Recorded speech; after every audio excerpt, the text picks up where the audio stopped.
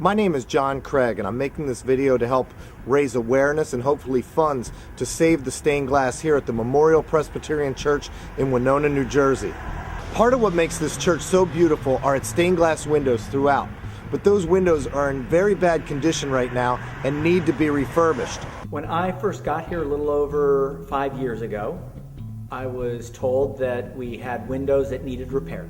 And it actually happened that over here, this window has 3 ladies on it looking at an empty tomb, and the lady who's lowest, her hat fell off. And so that was the clue that we needed to repair these windows. If they weren't fixed, the windows would literally fall in, and we'd be basically looking at boarding them up, which is what you see here is a temporary cover of plywood behind us. And the glass is cracked.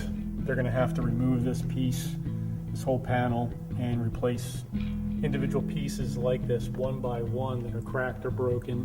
Back in the 70s, the windows were covered with a plexiglass with no ventilators in them. This was the thing to do back then. However, because of that, the sun baked the wood inside and caused a lot of a rot factor on the framework.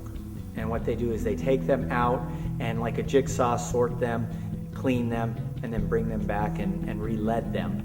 And the lead is what keeps them in place. And over the years, the lead got weak, and that's why we need to repair them. Thankfully, there's a committee of people inside this church called Save Our Stained Glass, and they're working tirelessly to raise funds. In 2012, the church was admitted to the New Jersey and National Register of Historic Places, and it is the only structure in Wenonah that is placed on the National Register.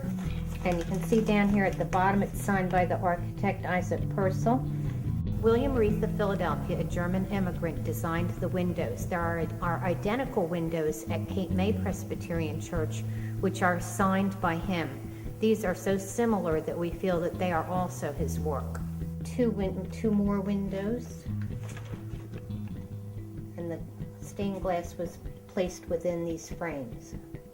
The way our church decided to do the windows is to tell a story. And there are 3 main windows that tell a story here. This one tells the story of the empty tomb, which reminds us of the Easter Sunday being the most central of all the holidays. And then over here you have the ascension of Jesus. So this is after he has died and he's rose. He hung out with his disciples for a while, and then at the end of a certain length of time, I believe it was 50 days, he then ascends up into heaven. And the way that window was built, there is this incredible iridescent shine from the window panes that surround the risen Jesus. So it's impressive. And then over here, we have a window that is gone. This is Jesus knocking on the door, reminding us that Jesus knocks on the door of our hearts and calls us to get closer to him. And so each of those stories are very important. In the chapel, we also have another that has a picture, an image, and that is Jesus, the Good Shepherd, reminding us that just like a good shepherd, he tends his flock and cares for us. When you see a new person come into the church, you see them just kind of turn around and stare and look at the windows because they are beautiful. They were done in the Tiffany style. This church is a pillar of the town, both architecturally and spiritually, and is significant by everybody that lives in the town, passing by every day on our main street.